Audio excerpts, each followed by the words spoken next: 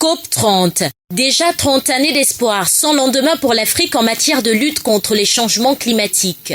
Depuis la première conférence des partis en faveur du climat, à Berlin en 1995, le Sud global n'a toujours pas décroché un financement concret des grands pollueurs ou des bailleurs de fonds. Et pour les analystes, cette année encore les assises de Belém au Brésil pourraient inévitablement accoucher d'une souris. On reproche à l'Afrique que son éternelle posture de victime freine sa capacité de mobilisation, d'influence ou des engagements financiers clairs.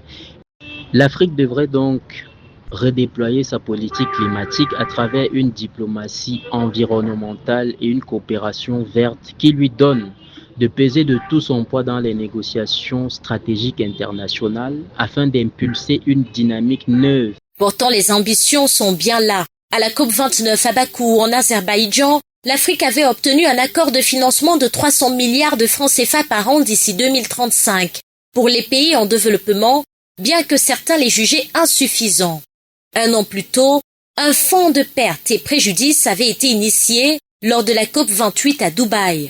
Tous ces engagements sont jusqu'ici de la pure théorie. Où ce financement nuit majoritairement à la compétitivité industrielle des grands pollueurs tels que la Chine, les États-Unis, l'Union européenne. Il y a également la crise de la confiance qui s'exprime par la méfiance envers la gouvernance des pays bénéficiaires lorsqu'on observe les indices sur la corruption, le manque de transparence, la mauvaise gestion des fonds, l'absence d'obligations juridiques, car les accords climatiques comme l'accord de Paris sont des accords pas très contraignants sur le plan juridique et les sanctions ne sont pas claires en cas de non-respect des engagements financiers.